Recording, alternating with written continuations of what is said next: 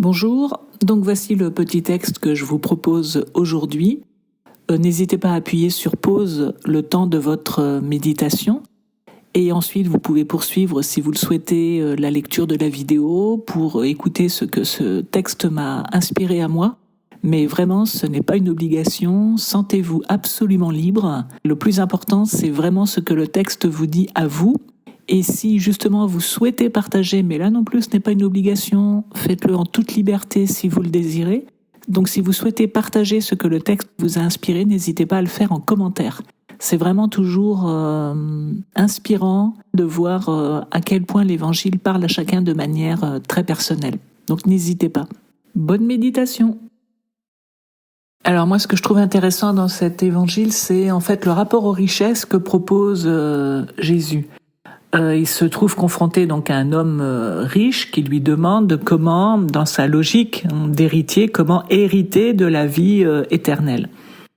Et ce que lui propose Jésus, ce sont des étapes spirituelles, respecter les commandements que le jeune homme riche dit avoir respectés, et donc Jésus veut l'entraîner plus loin, justement dans une modification de son rapport à ses propres richesses.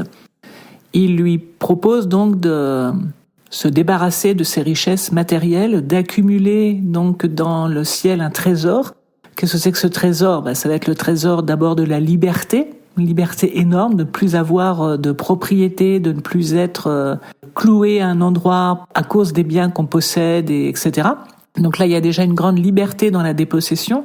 Et puis, dans le fait de donner aux pauvres, évidemment, il y a une accumulation d'amour, de charité, de compassion, etc. Et ça, c'est un trésor effectivement extraordinaire qui devrait permettre à cet homme de suivre ensuite Jésus. Sauf que, on voit la réaction de cet homme qui n'est pas capable de franchir cette étape spirituelle supplémentaire que lui propose Jésus et qui donc s'en retourne tout triste, nous dit le texte. Et donc ensuite vient l'enseignement, disons, sur les rapports aux richesses. Et en fait, je pense qu'il n'y a pas une condamnation en soi des richesses, simplement tout dépend comment elles ont été acquises, comment elles s'installent, comment elles s'insèrent dans le cheminement spirituel de chacun. Et il y a un préalable à éventuellement une richesse, c'est celle d'avoir renoncé à toute richesse pour le Christ et pour son évangile. Et quand on a renoncé une fois au moins à ces richesses pour le Christ, pour l'évangile, et que vraiment on l'a mis en premier comme étant l'unique richesse de notre vie, alors peut-être la richesse matérielle, le bien-être matériel peut suivre. Mais ça s'inscrit, c'est complètement différent. C'est-à-dire que c'est pas une richesse qu'on a accumulée par soi-même au fil des ans, par ses propres forces et en comptant sur ça pour se sauver. C'est une richesse qui aura été donnée par Dieu, parce que dans ce cas-là, elle s'insère dans un cheminement spirituel et qu'elle peut nous servir dans ce cheminement spirituel-là. Elle fait partie, disons, du projet de salut. Elle ne s'oppose pas au projet de salut. Et c'est intéressant de faire la comparaison entre la liste de ce qui aurait été perdu en suivant Jésus, à savoir maison, frères, sœurs, père, mère, enfants, champs, et ce qui est gagné éventuellement, ensuite, au centuple, à savoir maison, on retrouve frères et sœurs, on retrouve mère, enfants et champs. Il manque le Père, puisque évidemment, dès lors qu'on a donné sa vie à Jésus, le Père, c'est Dieu. Et se rajoute également à la liste les persécutions.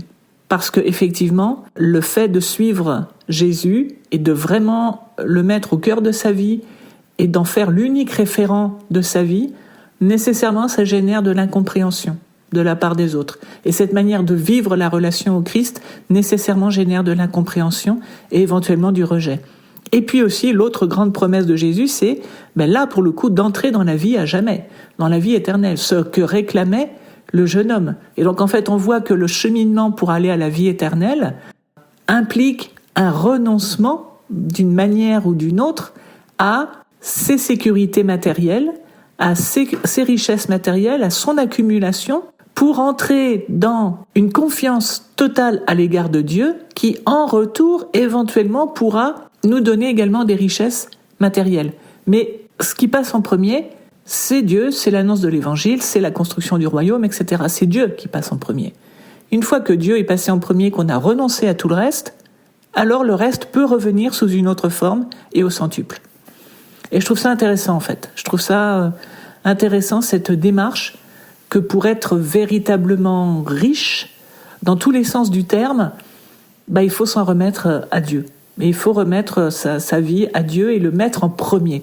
Et ensuite, toutes les richesses peuvent venir, qu'elles soient spirituelles, évidemment, ou même éventuellement matérielles, puisque Jésus ne dit pas « si vous avez renoncé à tout cela pour moi, vous n'aurez rien ensuite ». C'est pas ce qu'il nous dit.